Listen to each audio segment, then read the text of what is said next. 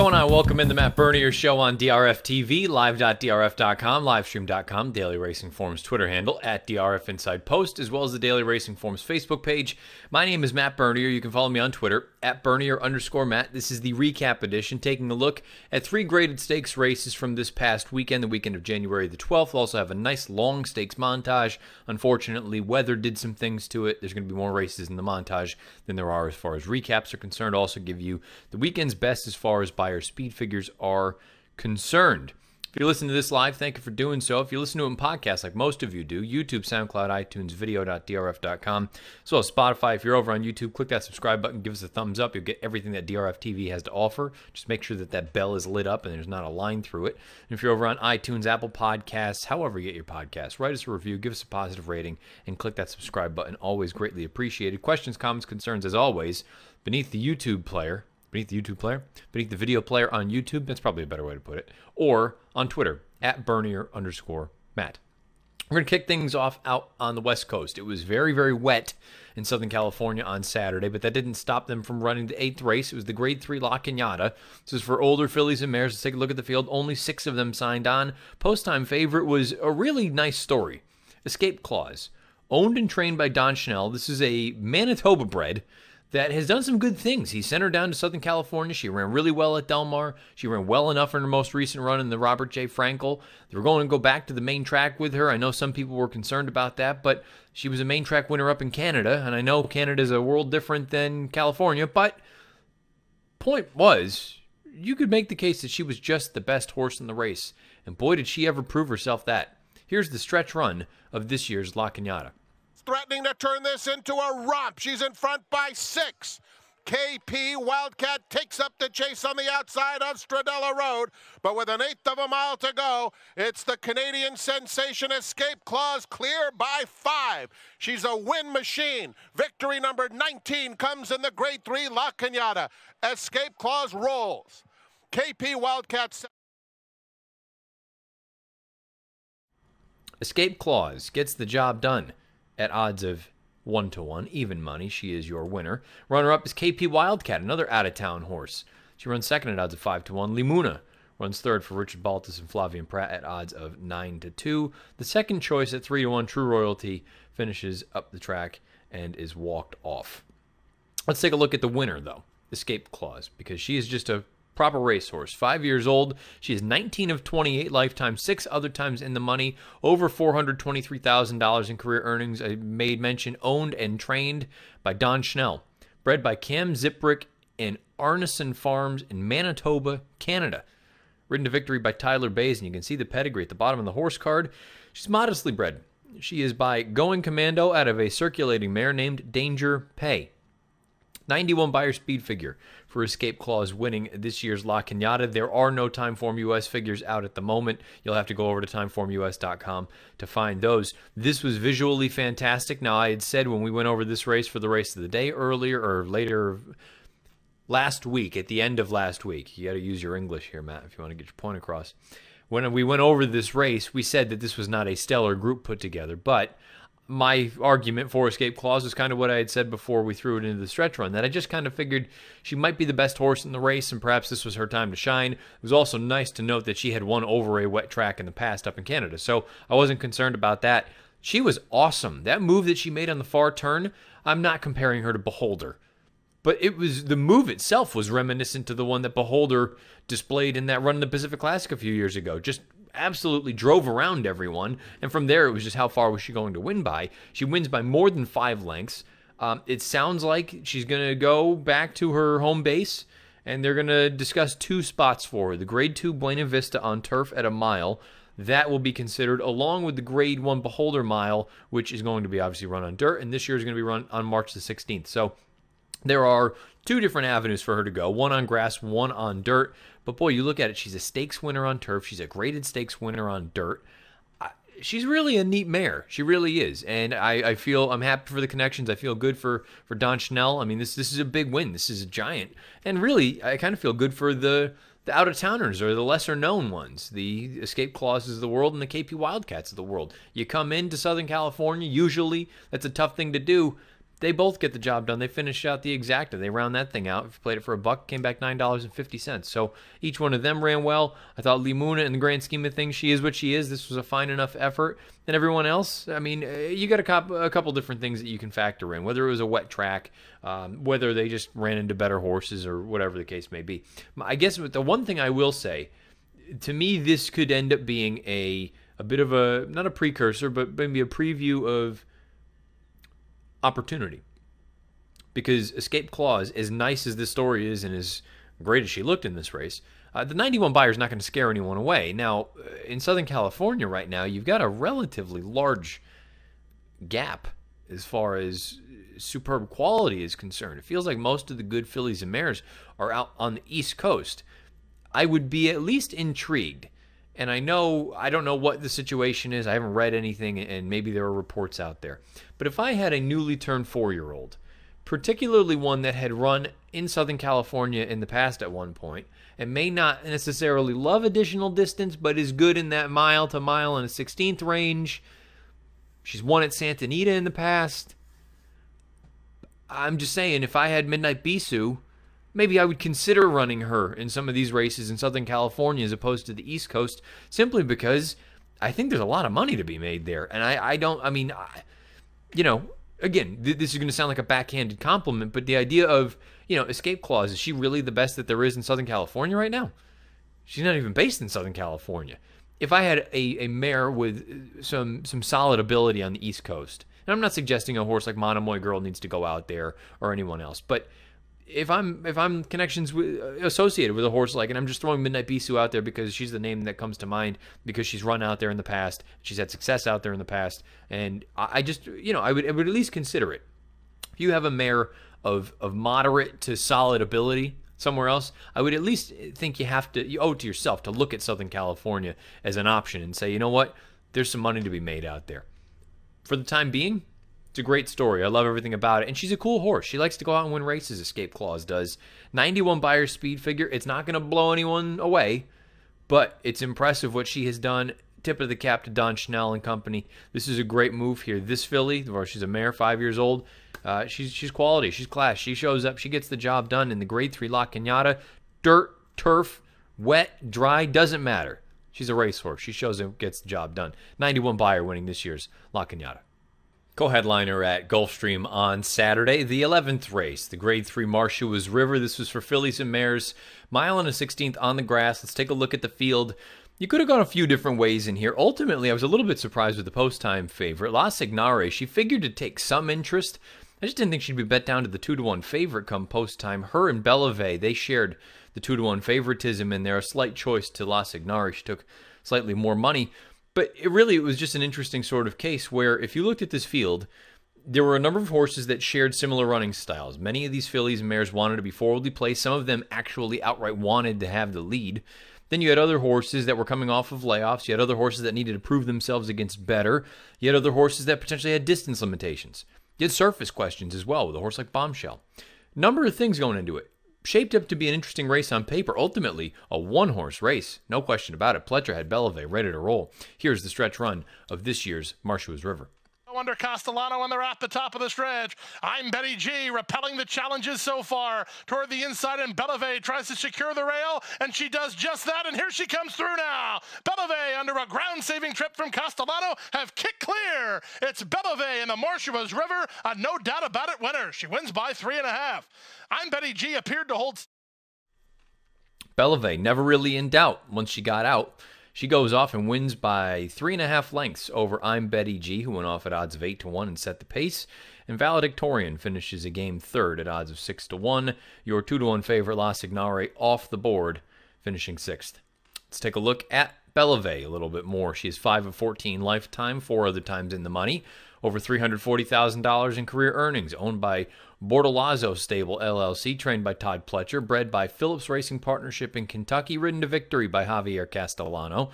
You can see the pedigree at the bottom of the horse card. She is by Tappet out of a Ghost Sapper mare named La Cloche. 92 Buyer speed figure for Bellevue in here. She absolutely pounded this field. Very impressive effort. I don't have a ton to really break down about this race or plans going forward for some of these horses. Other than Bellevue, this was almost a carbon copy of the trip that she had earned in the My Charmer. The difference was at the top of the lane in the My Charmer, she's in a little bit tight. She runs up on a faltering pace setter. She bounces off the rail for a minute, and she's never really going to kick on with those horses at the very end. This time around, Javier's trying to get her out, but unfortunately, she's just hemmed in, and luckily this time around, the rail opens up, and she's able to kick through and finish with a big, big flurry. She comes home in 29:43. You compare that to some of these other horses. I'm Betty G came home in 30:54, Valedictorian 30:21, so she was considerably faster than everyone else by nearly a second coming home.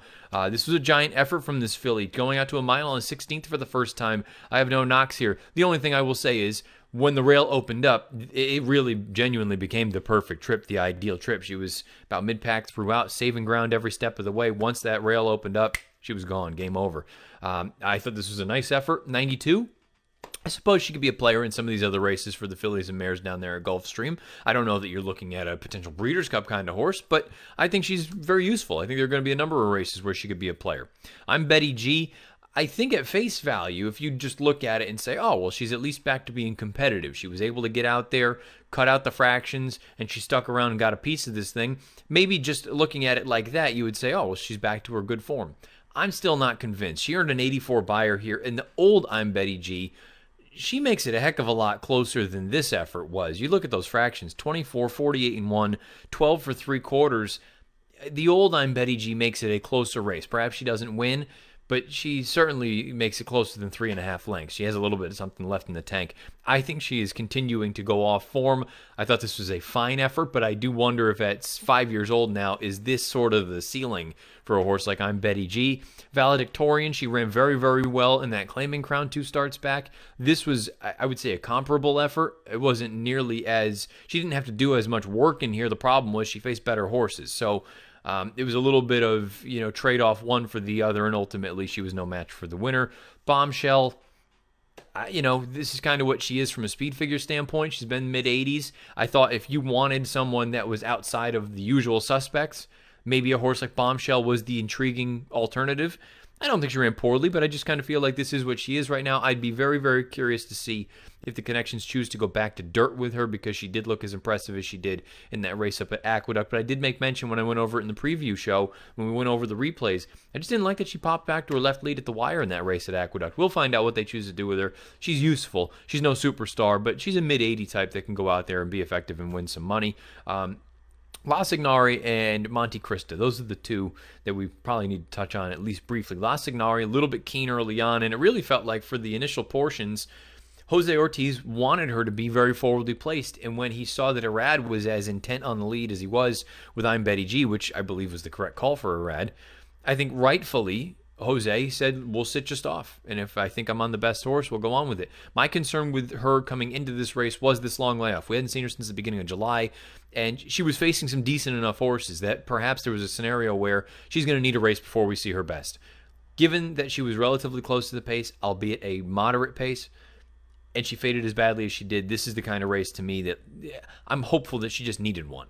And that next time out, we'll end up seeing a little bit better, a little bit tighter version of her. I still think she's probably slightly better when she is forwardly placed as opposed to coming from off of it, but I don't think she is incapable of coming from off of it. I think she needs a race before we see her best. And Monte Cristo, she was a little bit wide throughout, especially down the backside. She was about 3 or 4 paths. I'm torn here because I know how impressive she's looked against lesser, and I know she didn't have an ideal trip in here, and the pace wasn't really all that hot, but at the same time, I needed to see a little bit more than I did in this spot. I do wonder, you have to start to think about it now. Is she a little bit of a tweener? Is she more of a listed stakes type as opposed to a graded stakes type? We'll find out. I think she probably deserves at least one more chance because, again, she's another one. You hadn't seen her since middle of October, so she had the right to need one, and she didn't have the best of trips in here, but there is a part of me, a small part of me anyway, that looks at it and says perhaps she's a little bit class compromised in spots like this. We'll find out. Ultimately, though, Bellevue, much, much the best in here. Almost a carbon copy of the trip in the My Charmer. The difference is instead of bouncing off the rail at the top of the lane because there's nowhere to go, the rail opens up, she scoots through, and gets the job done. Bellevue, 92 buyer speed figure, winning this year's Marshua's River. Last graded stakes race of the weekend was Saturday at Gulfstream, or the last one that we'll recap here anyway. Chronologically, it was the 9th race. It was the Grade 3 Tropical Turf, a mile on the grass. Let's take a look at the field. Only 7 signed on. Post-time favorite was Heart to Heart, and to be honest, he actually went off at a price that was larger than I thought it would be because he projected to be the lone speed. And we know Heart to Heart's game. You let him get out there and dictate things on the front end, he can make any field pay, particularly at a flat mile. He is at his absolute best when he is out there dictating terms. When he has to come from off the pace, he is not nearly as effective, and for that matter, he has never won a race from off the pace. Ultimately, the start, we talk about it, the break means a lot. Heart to Heart, a little bit tardy coming out of the gate, changed the complexion of the race entirely. Here's the stretch run of the Tropical Turf. White flag, wheels for home on top. Here's Heart to Heart, swung to the center by Leparoux to get on track, and Vichy's between horses. 1/8 of a mile to go. White flag appears to be throwing that right out here as Heart to Heart charges to take the lead. Your only man, and Dr. Mounty from last, and Dr. Mounty wins, and wins going away. Dr. Mounty gets the job done at odds of 5-1 over Your Only Man, the runner-up at odds of 10-1, and the defeated even money favorite. Heart to Heart, he runs third. Let's take a look at Dr. Mounty. 7 of 25 lifetime, 8 other times in the money, almost to $420,000 in career earnings, owned by Larry Pratt and Dave Alden. Trained by Shug McGahee, bred by G. Watts Humphrey Jr., Susan Keller, Vicky Oliver, and G. Watts Humphrey III in Kentucky. Ridden to victory by Javier Castellano. You can see the pedigree at the bottom of the horse card. He is by Street Sense out of an AP Indy mare named On a Roll. 94 Beyer speed figure for Dr. Mounty, coming from last. He finishes, gets his final quarter in 23:15. The runner-up, Your Only Man, defeated by a length. He came home in 23:66. The beaten even money favorite at odds of...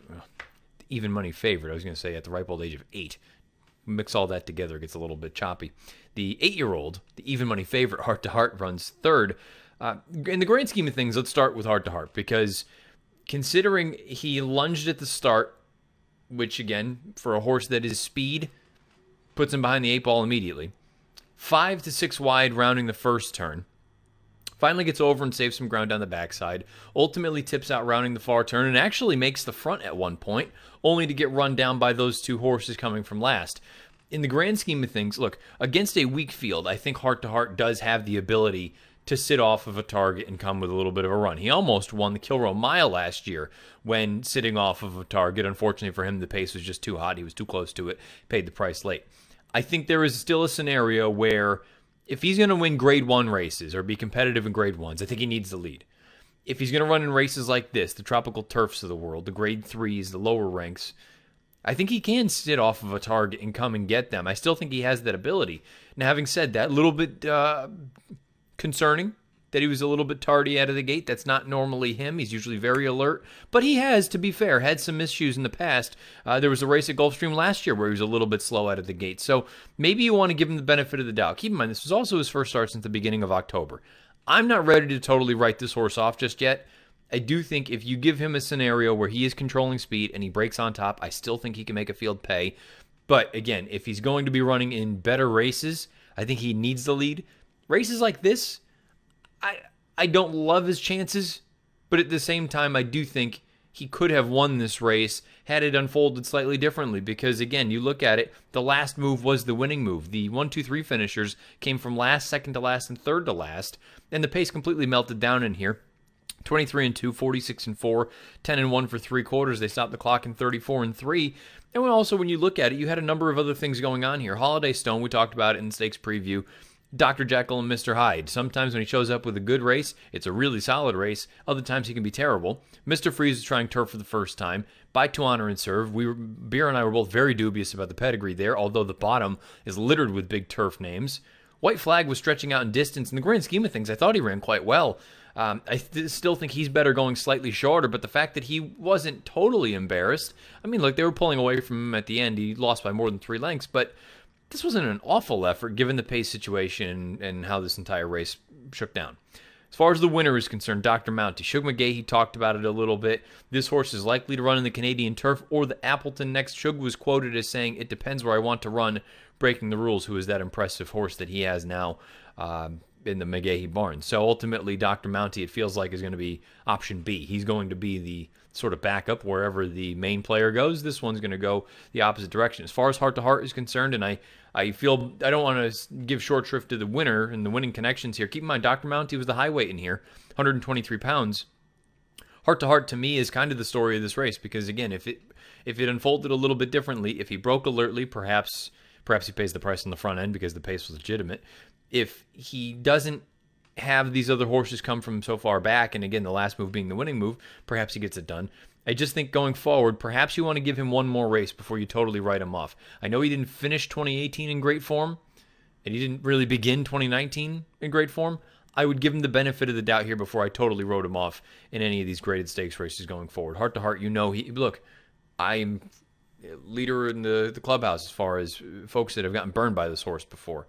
Heart to Heart, on his best day, I still think he's got a big shot left in him. As far as Dr. Mounty is concerned, if he shows up in either one of those races, the Canadian or the Appleton, I ultimately would depend on the field because he did really take advantage of everything. He had the best of it. The pace fell apart. The main player in here didn't have everything go the way that he had hoped it would, and he was able to come over the top, Dr. Mounty, and get the job done. 94 Beyer speed figure for Dr. Mounty winning the Tropical Turf. But again, I just keep an eye on a horse like Heart to Heart still going forward, and even a horse like White Flag, perhaps on a little bit of a turn back. Still think they could be dangerous horses. Stakes montage this week is going to be a little bit heavier. You obviously had the Las Ciennegas come off the turf. That was one that, you can go over it, but those are turf horses essentially running on the main track. You did get an exciting race. You have races like the Kalukan Queen. I understand Selcourt. I could have gone into that, but at the end of the day, the story of that race was she just didn't run very well. So, number of things going on. That's why your stakes montage is going to be a little bit longer this week. And really, as far as the recaps are concerned, I try to keep it to graded stakes races. So, without further ado, let's throw it in to this week's stakes montage. Top of the stretch, Lady Subi is asked to respond, but it's Belvoir Bay by a length with 1/8 of a mile to go.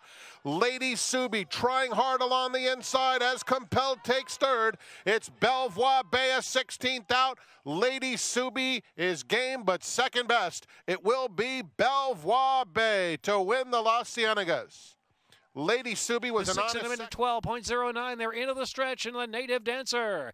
And it's Just Call Kenny just in front. General Downs on the outside. General Downs goes on with plenty of confidence under Julian Pimentel. And General Downs opening up and pouring on 2 lengths from Just Call Kenny. And then Rich Daddy on first share on the far outside. General Downs and Rich Daddy. General Downs. Rich Daddy was second. Just Call Kenny in a blanket for third. Marengo Shane's Jewel and Shake of Shakes in hot pursuit of the inside is home run maker the half in 45.05. Shane's Jewel challenged by Shake of Shakes, and Shake of Shakes now to the lead. Home run maker charging hard to the final furlong. Home run maker's coming gamely on the outside. Home run maker wants it and got it. Home run maker and George Vargas Jr. to take the fire plug a half length from Shake of Shakes. Carol, Mazima Springs, Mono's in between horses. Enthrall, Face It's drop back on the inside. Into the stretch with a furlong left to go, and it's Timeless Curls and Wes Hamilton. They're clear by 3. The Laurel Love and Timeless Curls opens up now by 4. Mazima Springs is second. On the inside is Enthrall. They left to battle for second and third behind Timeless Curls. Timeless Curls ultra sharp to win the Nellie Morse. Honor Up and Winston's Chance. The field is in the stretch. Gold for the King is still bottled up here. It's Syndergaard. On the outside, it's Honor Up now coming on. Gold for the King looking for a seam. Coming through now down towards the rail, but it may be too late as they come for the 16th pole. Here's Honor Up now to grab the lead from Syndergaard. Gold for the King is third. It will be Honor Up to take the safe Florida Sandy by a head. Syndergaard was at the top of the stretch, and now Tyler Bays shows the whip to Selcourt. She is fully extended as Spring Lily is running a giant race on the inside, and Spring Lily has the lead with a furlong left to go. Selcourt is now 2 lengths behind her in second, and then it's Typhosha. Spring Lily, giant in victory as she wins the Kalukan Queen. Selcourt was second. Show Prince as the field comes into the stretch. Blind Willie McTell. Caden's Courage has moved into second. Then it's Show Prince, and on the outside, it's Thorny Tail. There's 1/8 of a mile to the finish. Blind Willie McTell by 2. Then Caden's Courage, Show Prince, and Thorny Tail. Blind Willie McTell trying to hold off Caden's Courage as they come down for the finish. Blind Willie McTell takes another here at Aqueduct. There's this week's stakes montage, and now let's take a look at the weekend's best as far as Beyer speed figure performances are concerned. We've got them for you, all ages, all divisions. Here we go. 3-year-old males on dirt. High Crime, a 90 Beyer breaking his maiden down at Gulfstream. Perhaps a name that you want to keep an eye on. Throw that in your DRF Horse Watch. 3-year-old fillies on dirt. We have a tie between Street Band and Cosmic Code. They both earned 77s in a non-winners of one other than down at the fairgrounds. 3-year-old Males on Grass, another race from the fairgrounds, and non-winners of one other than Spectacular Gem. He earned an 81 buyer. 3-year-old Fillies on Grass. Chad's got another one. Connectivity. She earns a 79 in her maiden special weight debut. She breaks through down at Gulfstream Park. Older Males on Dirt. You saw this race in the stakes montage. The Say Florida Sandy, Honor Up, and Cinderguard each earned 97 buyers at the Big A. Older Fillies and Mares on Dirt. Escape Clause. You saw her at the top winning the Grade 3 La Cañada out at Santa Anita in the wet weather. 91 buyer speed figure. Older Males on Turf. You saw Dr. Mounty just recently there win the Tropical Turf with a 94 buyer. What you didn't see was Big Score and an optional claimer out at Santa Anita to get back to his winning ways with a 94 buyer speed figure. And older Fillies and Mares on Grass, we saw Bellevay's get the job done with a 92 buyer in the Marshua's River over the weekend at Gulfstream. There you have it, the weekend's best as far as buyer speed figure performances are concerned here on the Matt Bernier Show. If you've been listening live, thanks for doing so. Live.drf.com, livestream.com, Daily Racing Form's Twitter handle, at DRF Inside Post, as well as the Daily Racing Form's Facebook page. If you listen to this in podcasts like most of you do, YouTube, SoundCloud, iTunes, video.drf.com, as well as Spotify. If you're over on YouTube, click that subscribe button, give us a thumbs up. Make sure that little bell icon is lit up and there's not a line through it so you get everything that DRF TV has to offer. If you are on iTunes or Apple Podcasts or wherever you get your podcasts, write us a review, give us a positive rating, and subscribe, please. Always, always greatly, greatly appreciated. Questions, comments, concerns for myself, you can either leave them below the video player on YouTube or on Twitter, at Bernier_Matt. I will be back on Friday with the preview show. We will take a look at a race coming up for the weekend. We'll also give you some picks for Conference Championship Sunday. NFC and AFC championship games on Sunday, the Patriots and the Chiefs. And then over in the NFC, you get the Rams and the Saints. Very formful. Top 2 seeds in each conference get the job done, and they go on. Look, that bye week thing, it's a real deal. You get that? One round out of the way. So we'll see what happens. We'll give some picks out for that on Friday, along with probably a deep dive into one of the races coming up this coming weekend. So without further ado, best of luck the rest of the week. However you play, whatever you play, wherever you play. Until Friday with the preview show, this has been the recap edition of the Matt Bernier Show.